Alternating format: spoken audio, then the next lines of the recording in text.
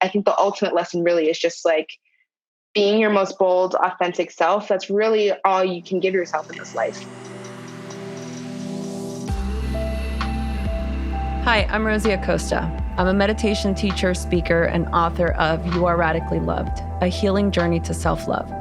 Look, I grew up in East Los Angeles during the '92 LA riots, and it set me on a troubled path. I didn't grow up with mentors in my life, so I turned to reading as many books as I possibly could to learn about the purpose of life. In my journey, I found that having these conversations gave me life, and I decided I wanted to create a place where I could share these conversations with my community. So come have a sit with me as we learn about, well, everything.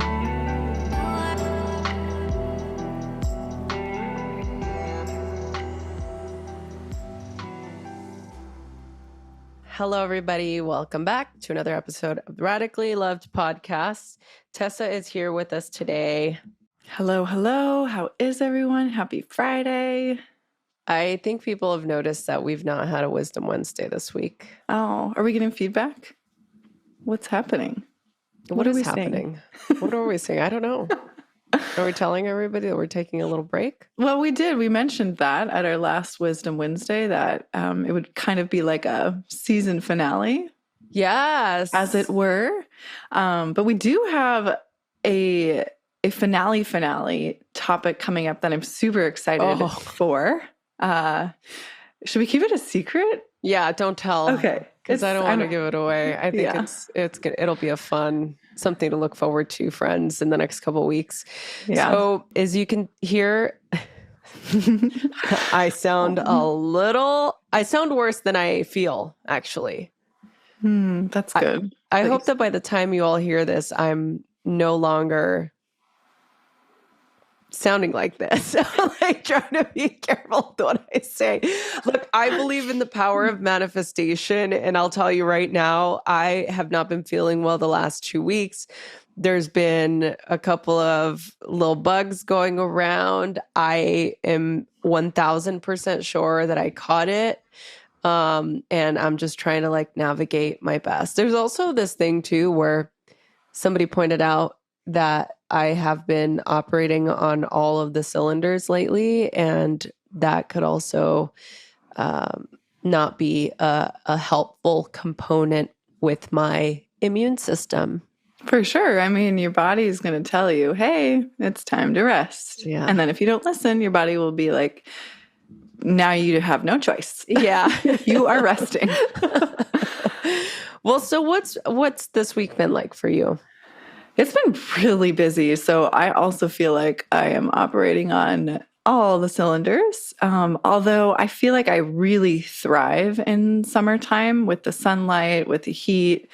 That's like usually the time where I feel most alive and energetic. So I kind of ride that wave. But yeah, it's just been busy, and I've been go, go, go. And this is the busy of my own making, right? Yeah. It's exciting stuff. But yeah, I'm just kind of riding that summer wave of high energy. Yeah. Situations. Yeah, I like this. No, this is good. Samesies. I was really thinking about you a lot during this interview today that we have, because a lot of it had to do with being inspired and creativity, and just in the way that this author had her process got me really excited about you and the ideas that you have and the ideas that we've talked about. And so I'm really curious to hear what your thoughts are on this episode. We have a very special guest today. Arianna Davis is a new, I like to call them fast friends. It sounds a little odd, right? When you say, oh, this has become a fast friend. But when you meet people in your life, sometimes I always find it fascinating, because I feel like intellectually you have the friends that you have. And sometimes I feel like, oh, there's no way I could ever find friends like the ones that I have. But then you meet certain people and then you realize, oh, wow, I absolutely can find really great people and really great friends in my life, and people that are inspiring to me, even when I think that it's not possible. I think it's similar to when you break up with somebody and you feel like you're not going to ever find a love like that again. Yeah. Right? Yeah.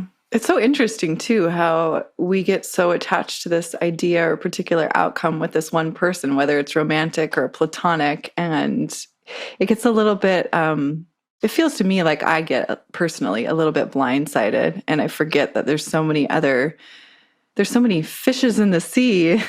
There's so Yes. many amazing people out there. We all have this uniqueness, and we gravitate towards some personalities over others, and it's like this constant discovery, which can be really exciting if you think about it from that wider lens. Yeah, absolutely. And I admire people that can be open like that all the time, because it definitely is something to aspire to.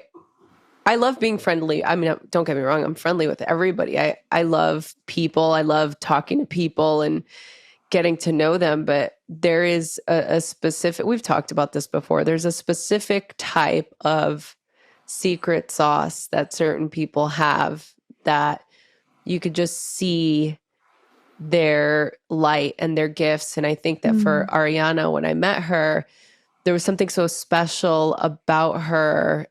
The minute that she walked into the room, I could just sense and see that she really was somebody that was full of life and excited, and somebody that's very inspired and very motivated. And so I'm excited. Obviously, I was excited to make friends with her and to spend some time with her and to also have her on the show. Arianna is an author, writer, and the editorial director of Today Digital. Growing up with a passion for writing, she delved into the world of journalism, which she talks about at length. And Arianna began her career at Oprah Daily and rose to become their former senior director of editorial and strategy. She recently wrote What Would Frida Do? A Guide to Living Boldly, came out in 2020. So she's just an inspiring light beam, like everything Rosie was just saying. To me, she exudes this really vibrant youth, which is inspiring in the way that, when you think about somebody who's young, there's almost this audacity to be bold before we edit ourselves, like later on in life when we're like, oh, I can't do that. I'm too old. Oh, I can't do that. It's too late for me. I didn't start young enough. So I found Arianna really inspiring in the way that it was like just that vibrant youth, that energy that comes with that. Yeah. We also talk about imposter syndrome, and we talk about what it actually means to live boldly. So with that being said, here is my conversation with Arianna Davis. If you're a business owner, the last thing you want to be spending your time doing is handling payroll, employee benefits, time off requests, and everything else that comes along with managing a team. Let Gusto take these tasks off your plate. Even though I'm a little bit of an admin geek, I really appreciate Gusto's back-end platform. It makes it so easy to keep track of everything that's going on with our payroll and our benefits. They also have really great team management tools. Gusto makes it easy to support your hardworking team in one intuitive platform. Gusto is loved by both businesses and employees. For businesses, having everything in one place is a game changer. No more jumping from application to application. With Gusto, most customers are able to run payroll in 10 minutes or less, and Gusto helps with the hard stuff too. Filing payroll, taxes, compliance, new state tax registration, international contractor payments in 90 countries and counting. So join us and the more than 200,000 new and growing businesses that are using Gusto to build a great workplace for their employees. Right now, Gusto is offering our listeners 3 months free at gusto.com/loved. You'll get easy payroll, benefits, HR, and a happier team. Just go to gusto.com/loved for your first 3 months free. That's gusto.com/loved. Hello, everybody. Welcome to another episode of the Radically Loved podcast. Sorry, guys. I'm literally Choking. I just downed a turmeric smoothie and hold on, I'm trying to just gather myself. I'm actually really excited to introduce you to my new friend, Arianna Davis. She is the editorial director of Today Digital, overseeing news, trending, and lifestyle across today's digital platforms. She was previously senior director of editorial and strategy at Oprah Daily. Arianna is the author of What Would Frida Do? A Guide to Living Boldly, inspired by the life of icon Frida Kahlo. And this book was so incredibly good. It really inspired me. Honestly, reading this is what propelled me to book my writer's retreat when I went to Santa Fe and stayed at that haunted place. If you don't know what I'm talking about, you can refer back to the Wisdom Wednesday episode where I talk about this really bizarre experience that happened. But anyway, Arianna is a badass. She is such an incredibly inspiring writer, author, and we met when we were both at the Latino Hive in Napa earlier this year. We became fast friends, and I'm excited to share this conversation with all of you. Thank you so much for being here. Thank you for having me. I love that we met in Napa Valley, California, and now we're here virtually. This is amazing. I know. This is the one thing I talk about on the podcast all the time. When you meet special people, you just know, and there's nothing like creating a connection with somebody right away when you just find those people. And I'm very much of the belief system, and I don't know what your thoughts are on this, but the right people come into your life at the perfect moment. And I just felt like I had just been talking about wanting to bring more female friendships in my life. I'm like, I'm just looking for more women. Like, I just want to be surrounded by more women. I just want to be able to connect with more women. And literally that week, me, you, and Janina just created our little pod. And we're also very much codependent. I'm going to call us codependent. We found our little pod and we just hung out with each other the entire time. No, I mean, it's so true. I think making new friends at any age is hard, but I think the older you get, the more it's just it's just assumed you have your crew by the time you're in your 30s. And so anytime I go to someplace new, I'm an introvert extrovert in that I think I'm extroverted when it comes to work, and I love talking about my book and my work and things like that, but when it comes to meeting new people, making friends, I always get a little awkward and shy. So I feel as soon as we all met, literally you and I were next to each other on some type of exercise at this conference, and then I was like, oh, we just connected, great, here's my friend for the rest of the trip. Oh, yeah, and Janina, okay, but that's it. And I was like, but here, my job here is done. I'll mingle, but this is my core group. Yeah, so anyways, same. I couldn't agree more. Same. Oh, I love that so much. Well, I really enjoyed reading this. And one thing that I will say, and I'm holding up if you're not watching the video, which you should, if you've not subscribed to the YouTube channel, guys, come on, let's ramp up these downloads. What would Frida do? A Guide to Living Boldly. So when I finished this, it really helped. I had been wanting to do a writer's retreat. I wanted to really focus on my next project. And I talked about this, actually, I've talked about this on the podcast before, that after reading this, it really inspired me, sort of Frida's way of being so bold and being able to just follow her creativity. And I just felt like, you know what, if I don't give myself the time and the energy to focus on my creativity, it's just not going to happen. And so I want to say that this is what inspired me to make that, to book myself out, to give myself that retreat and be able to really focus on my next project. So the first question I want to ask, and I have a whole list, and I'm sure we're probably not going to get through all of the questions that I have, but I want to know, I mean, you're a writer. What did you always know you wanted to be a writer? What happened within you that you felt like this is going to be my medium of communication? Great question. First of all, I'm so glad that the book inspired you in that way. I think that I like to think I feel like with the book, I was just like a medium in a way for like this like inner energy of Frida Yeah. and creativity. So Yeah. I think that like my number one wish for that book and hope for anyone who reads it is that they will be inspired creatively and that maybe they'll like, whether it's to like pick up a pen and just draw or to write a book of their own or, whatever it is. So that makes me really happy. I think yeah, I am one of those rare people. I've always been very grateful for the fact that I've known from a very young age what I wanted to do. I remember I think I was in third grade when I wrote a book for my mom about a monster and a skeleton who were best friends, and I like illustrated it and like wrote a whole story. And then I remember like just in school, teachers always telling my parents like your daughter is a good writer, and so I think part of it is just kind of connecting with something as a kid. And then I think part of it was also just like that affirmation throughout my life of like teachers and my parents really affirming that like, you're good at something and you're good at this thing. Just had always having heard that. I was also a very big bookworm as a kid. I was like shy, middle child, nerdy, awkward kid in school. Books were my refuge.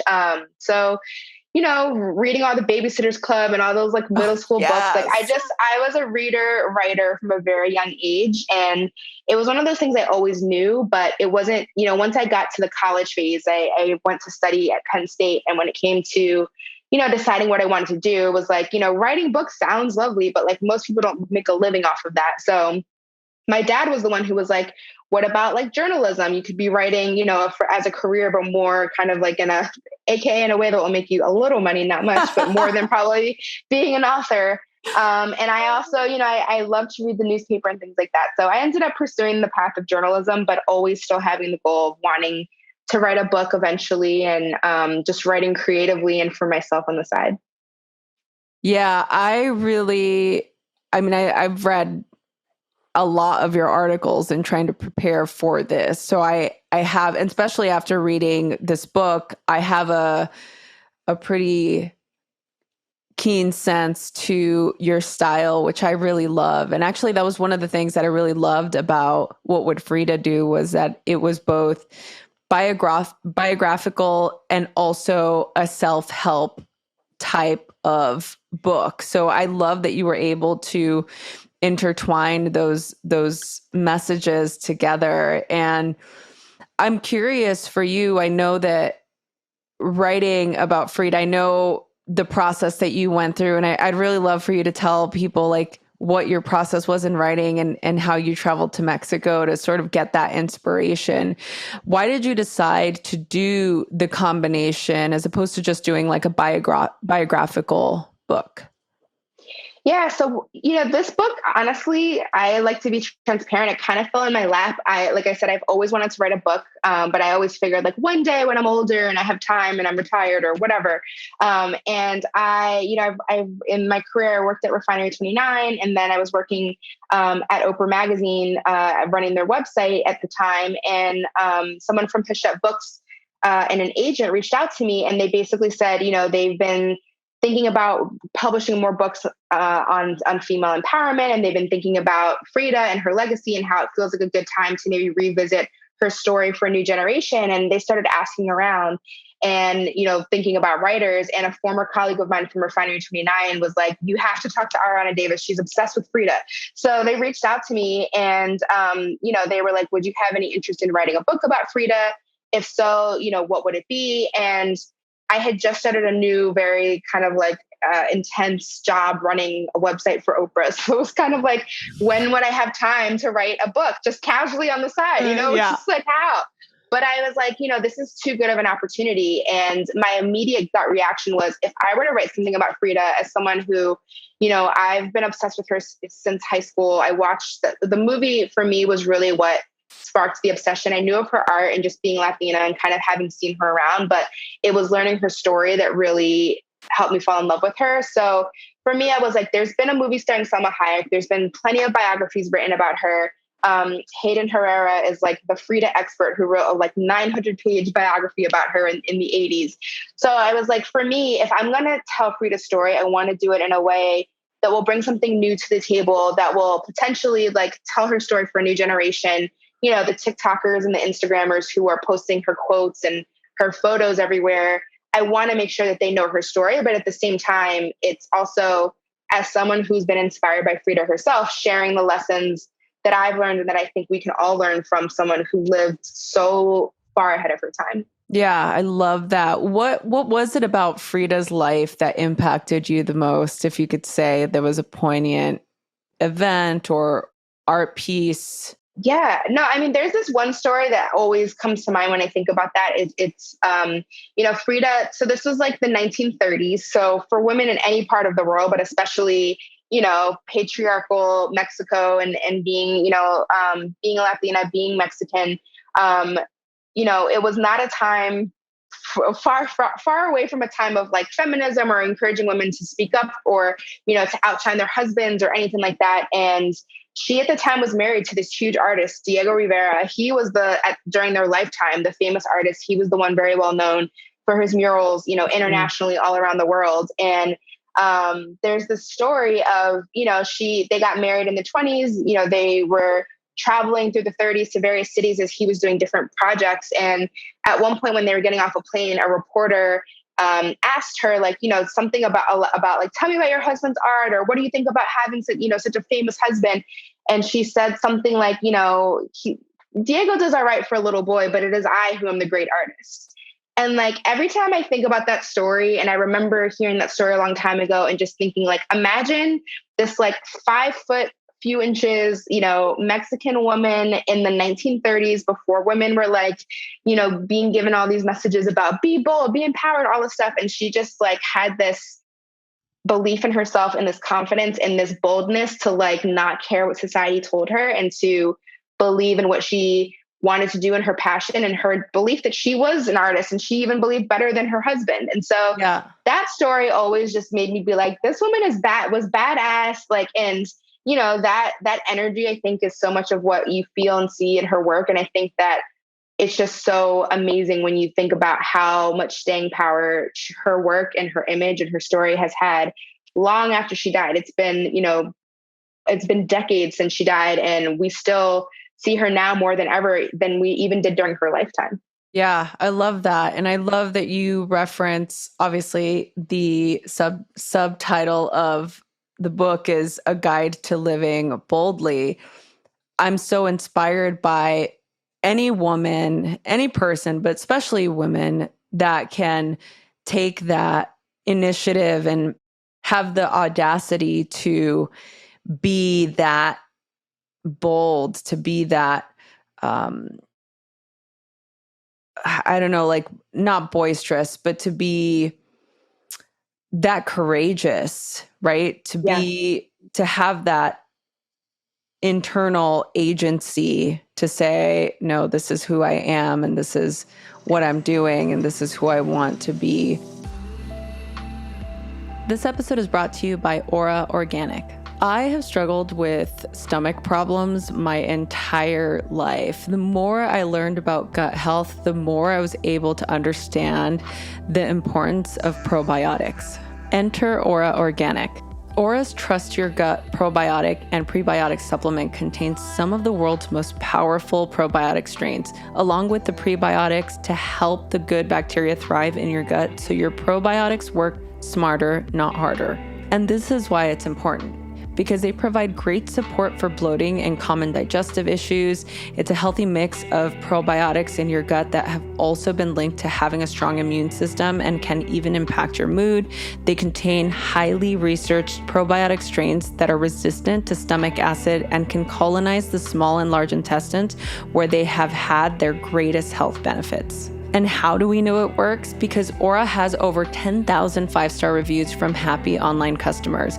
Ora sources only the purest and most powerful plants with real health benefits, like organic maca from the mountains of Peru or ceremonial grade matcha from Japan. And how do we know it's clean? Because Ora is radically transparent. they are obsessive about quality control, and they test every batch of product with a third-party accredited lab and publishes the test results for you to view on their website. You can try Ora products today, and if you're not happy for any reason, within 60 days, you can get a full refund, no questions asked. Get 30% off of your first subscription when you text LOVED to 64,000. Text LOVED to 64,000 and get 30% off of your first subscription.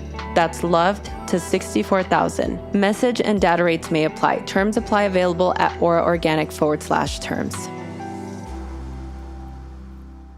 What are some, I'm curious for you, and I'm happy to share my experience too. What's something in your life, what's a decision that you've made that you can be like, okay, that was me being bold. Like that was something that normally I would not, I'm doing air quotes, normally would not do, but that felt very much like there was another energy that just took over and helped me make this decision or say this thing or speak up in this meeting. Is there an instance like that you can think of? Yeah, I mean, honestly, I feel like I've had a lot of those moments, and especially since the book came out, I feel like I now have this added pressure on myself of like, girl, you wrote a book about living boldly, so like anytime you're like that was gonna yourself, be my next thing. You know, like you kind of got to say yes because like you're the bold girl now. But it's been great in that way because I feel like the book itself, honestly, is what comes to mind for me because, like I said, I've always wanted to write a book, but it was something that, I didn't think I would do until I was quote unquote more established. I also, it's Frida Kahlo. She's one of the most iconic women of our time. And to write a book that was historically accurate, that also was on a pretty tight deadline. I basically wrote it start to finish in a year. I'm Latina, I'm Puerto Rican, but I'm not Mexican. So it was like, okay, I want to make sure that culturally I'm like, making sure that everything is accurate and that I'm paying homage and respect. And there were just a lot of elements to writing the book that there was many moments where I was like, this is either going to be too much work or I'm not qualified or, imposter syndrome or many of those things. But I just remember there was just this feeling inside of me of like, when like, this is just like, who could say no to this opportunity? Like, there's just no way. And I kind of just had to push through the fear and the insecurities. And I always remember like the moment that I hit send on the I signed the contract and I was like, all right, I'm doing this. Like it's official. There's no backing out of it now. So, I think there's definitely been moments like that, or even moments in my career when it's come to job opportunities. I mentioned, I think the biggest thing was I mentioned always wanted to be a writer. I got into journalism, was always behind the camera. But when I was at Refinery 29, someone came to me and asked if I'd ever considered doing on-camera work because they thought that I would be a good addition to their on-camera people on the team. And I was just like, me, I'm shy. I'm the behind the scenes writer girl. I'm not, I didn't study broadcast journalism.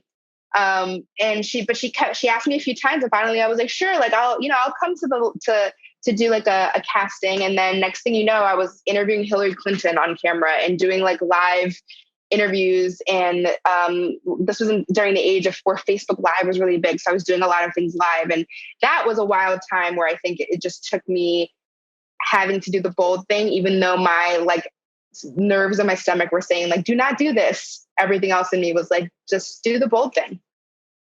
Yeah. I mean, that to me is the epitome of being able to step into your power and be able to take an opportunity and put your mark, right? Create your mark, create your space, utilize your voice. And I love it. I mean, I think it's so great.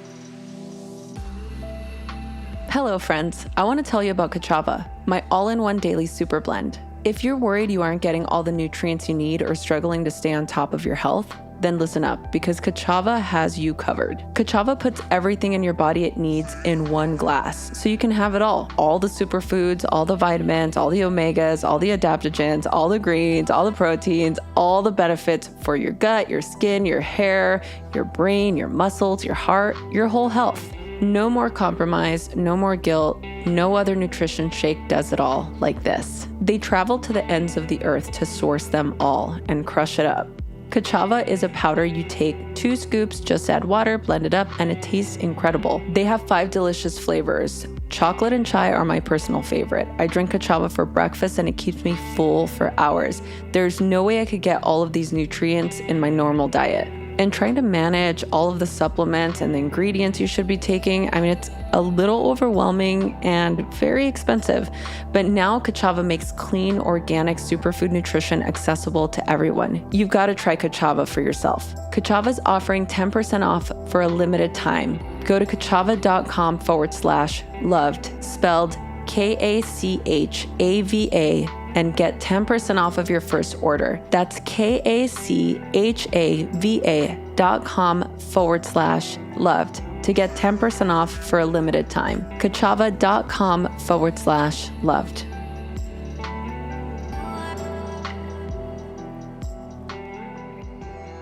I want to go back to what you said about imposter syndrome. And I don't know if you remember, but while we were at the Latino Hive, there was some conversation about this. And I'm curious. I did a little bit of homework, and the 2 women that came up with the imposter syndrome ideation, I guess, or an analysis.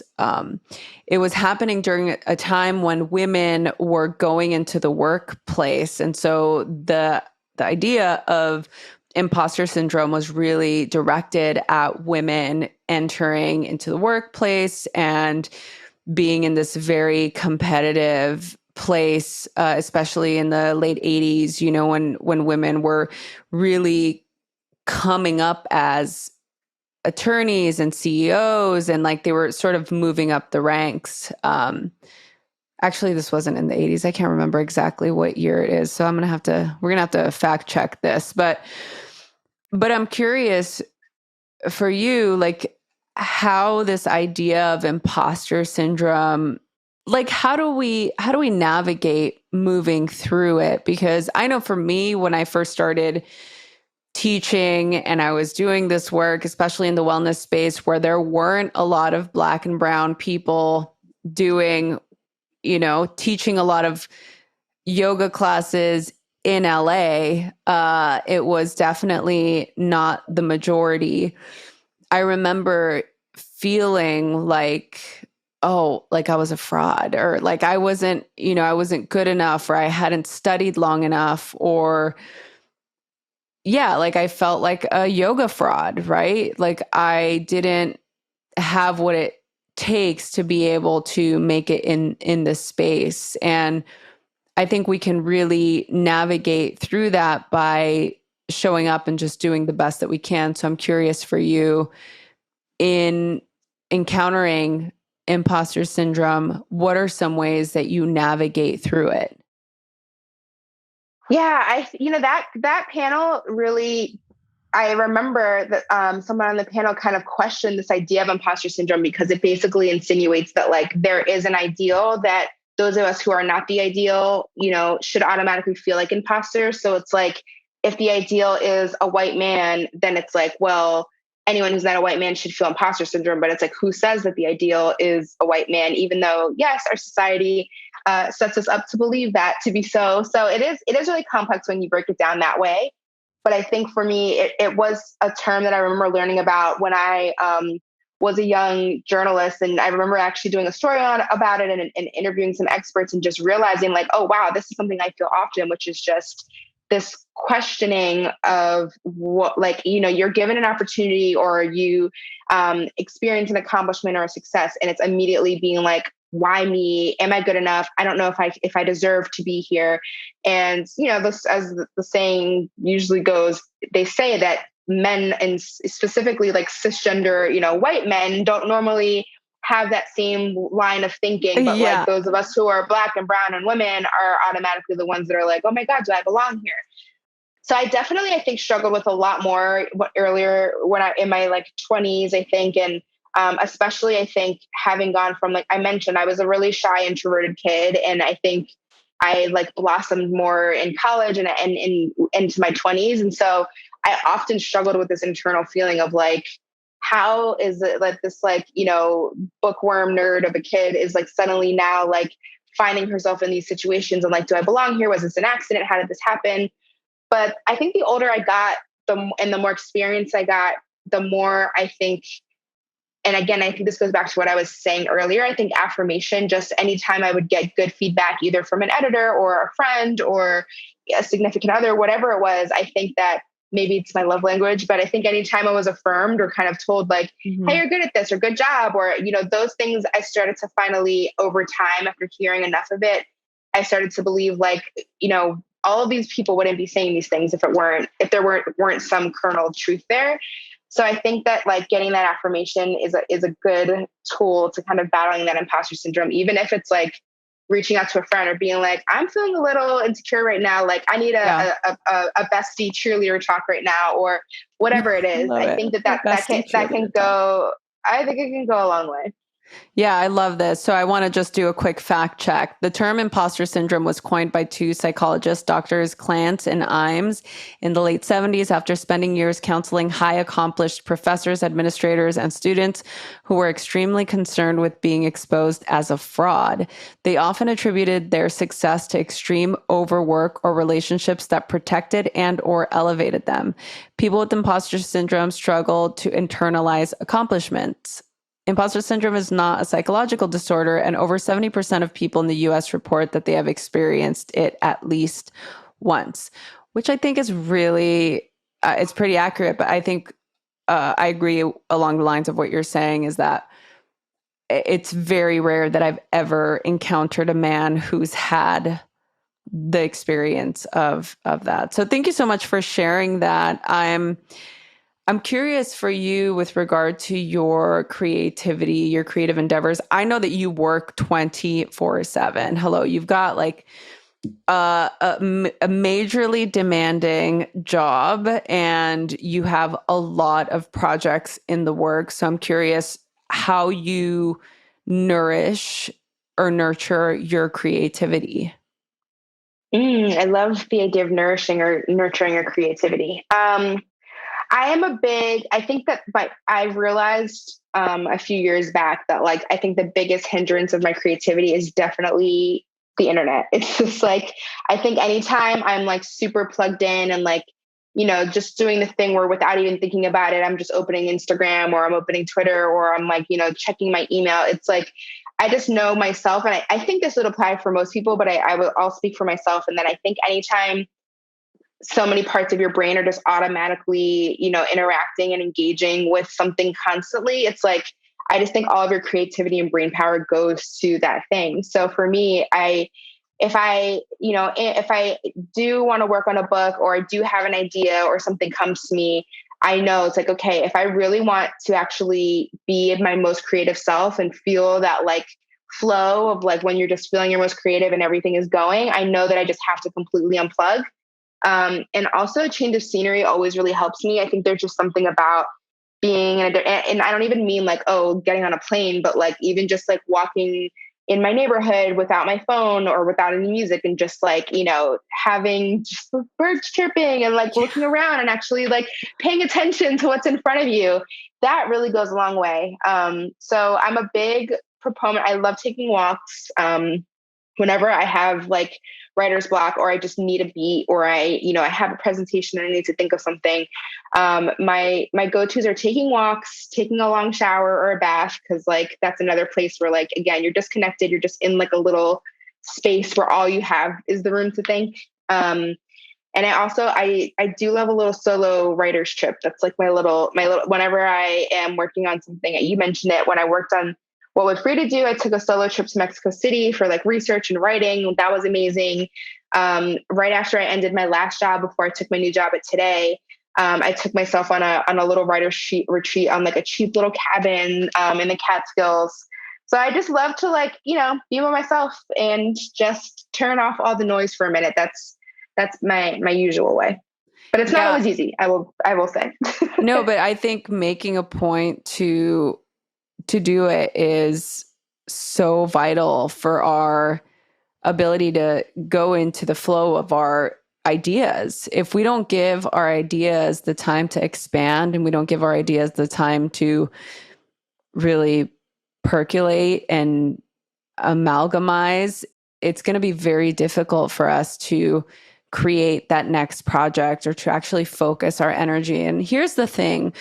A lot of us have these ideas. Maybe there's a book we want to do, write, or there's a podcast that we want to create, or there's an article that we want to write, or a script or a movie or whatever it may be. The creative muse is constantly working. So if you're thinking about it, you're working on it. You're allowing the ideas to come to fruition, to join and begin to integrate. How are you supposed to let these ideas come to fruition if you're not allowing the space for it? Right? We're always putting things off, like, oh, I'll do it this weekend, or once I'm done with this work thing, I'm going to do it then, instead of even providing 5 to 10 minutes a day to allow those ideas to expand and create the space that it needs. If that makes sense.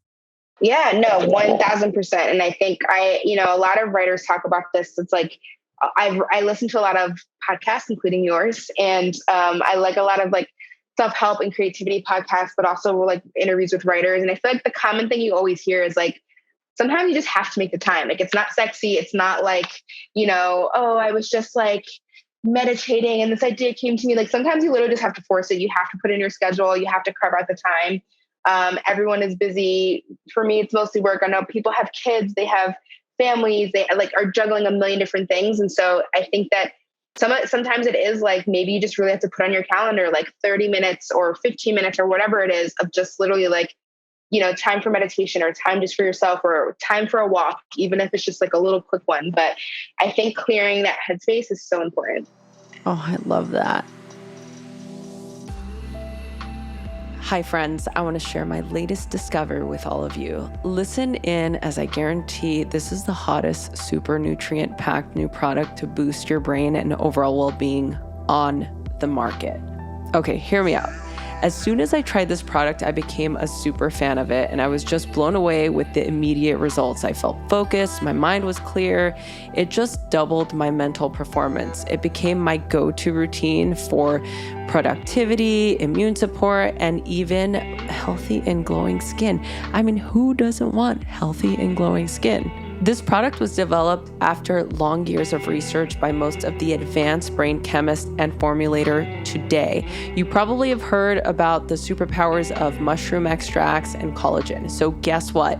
The product I want to share with you today contains the most hyper-concentrated forms of 4 of the best health-boosting mushrooms: lion's mane, chaga, cordyceps, and reishi, collagen, and Peruvian cacao. This magic in a jar is called Collagenius. I mean, Collagenius. It's brilliant. When you combine the cultivating powers of the 4 mushrooms mentioned here with the various benefits of collagen, it is truly the most effective way to energize your brain and your body. It's genius, it's delicious, it's effective. All you have to do is you can add it to your coffee, put it into your matcha, or you can mix it with water. The smooth, chocolatey drink will definitely find its way into your daily routine. And the most important thing is that it will fuel your brain and body with all-day energy without any jitters or crashes. So if you struggle with brain fog, have difficulty focusing, and you want to repair your brain in the most natural way, don't wait and check out this product today. It just launched, and I believe it will be sold out soon. So don't wait to check on it until after you've listened to the podcast. Do it now. All of these links are always in the show notes. So if you just go to the info button wherever you're listening to this or watching this on YouTube, just click the link. It's www.newtopia.com/radicallylovedgenius and use the promo code radicallyloved10 during checkout to save 10%. And that 10% goes a long way, let me tell you.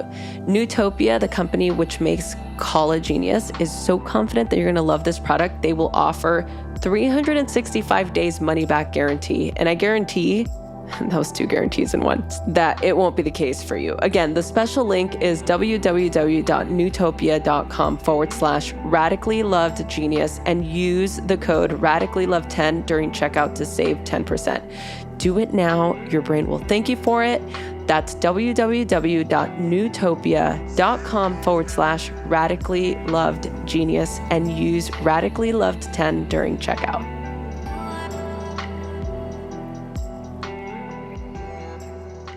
I have two more questions for you. One is, when you wrote this incredible book, What Would Frida Do? What was your desire for the reader to feel or to leave with?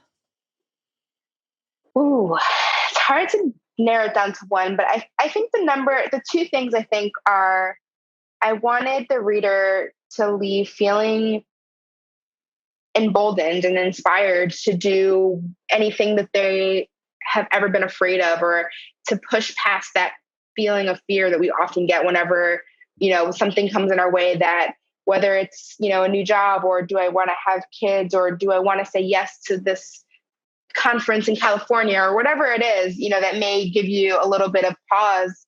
I literally now, having written this, ask myself, what would Frida do? And anytime I feel like I come up against any type of conundrum or any type of thing where I'm like, I don't know, should I do this? Am I scared? Like, whatever it is. And I really wanted to share those lessons and that boldness with readers, because I do think that it's like, anytime you really think about Frida and her story, and the fact that she had this horrible accident at 18 that like left her with so many injuries and illnesses and a lifetime of pain. And she pushed through all of that. And, even through a roller coaster marriage and all the many obstacles life put in her way. And she still was fearless and badass and didn't take any shit, and just was like exactly her most authentic self. So I just, in sharing her story and sharing the lessons that I've learned from her, I think the ultimate lesson really is just like being your most bold, authentic self. That's really all you can give yourself in this life. Oh, that's so good. It's so beautiful. Thank you. Where can people go for more information or to connect with you? I am most active on Instagram.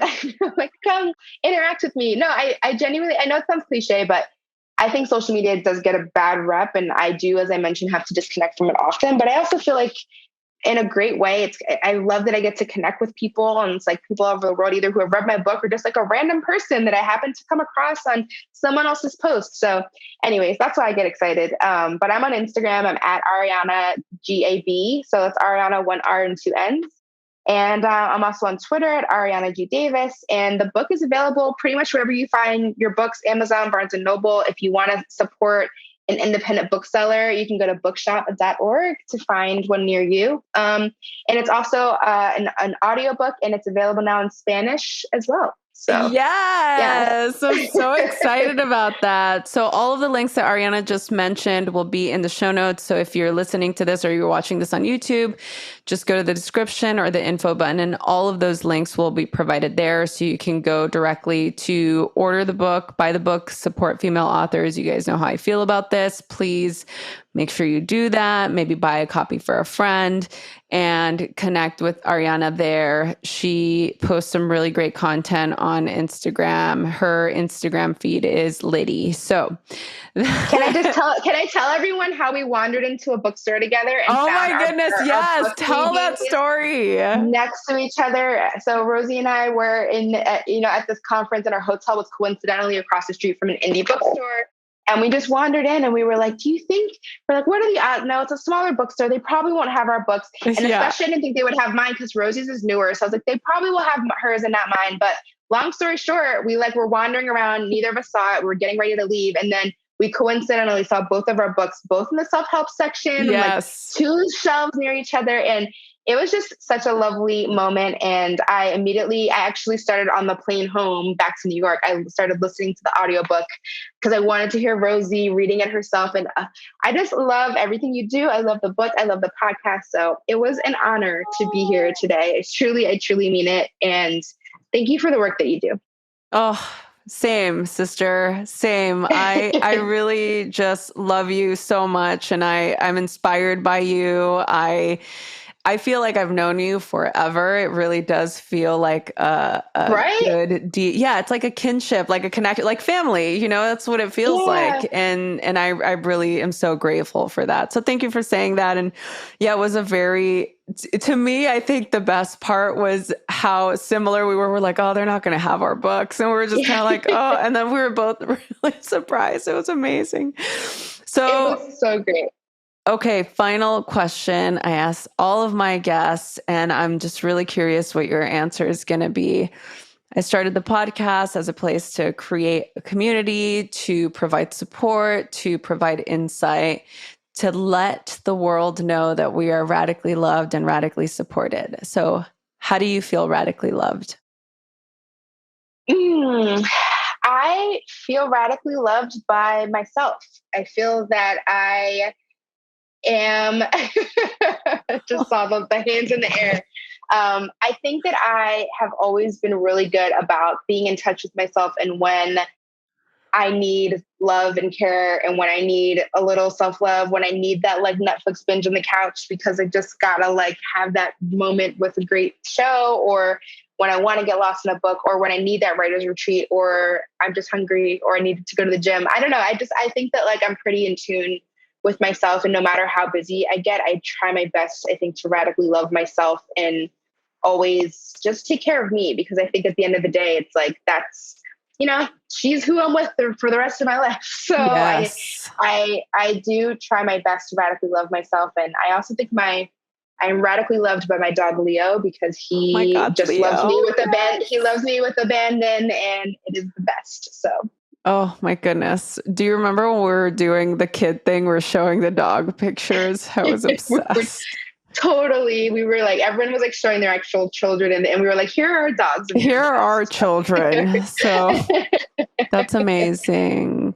Arianna, thank you so much. I am so grateful for you and grateful for the work that you do, and for what you do in the world is so important, and it's so inspiring. And I'm just grateful that you are in a position where you get to impact millions and millions of people. And the work that you're doing will continue to impact millions more. So thank you so much for what you do. And Rosie, I feel radically loved in this moment. So thank you for having me so much. This is so great. Thank you so much. And thank you all for listening. Remember to subscribe, rate, and review wherever you get your podcasts. And don't forget to share this with a friend. Thank you so much for listening to the Radically Loved podcast. Please remember to subscribe, rate, and review wherever you get your podcasts, and follow us on Facebook at Radically Loved Rosie, on Instagram at Rosie Acosta, and Twitter at Rosie Acosta. By the way, this is original music by DJ Taz Rashid. You can follow DJ Taz on Spotify and check out the best music for yoga and meditation. This has been a Mod Pod Studio production. Check them out at www.modpodstudio.com.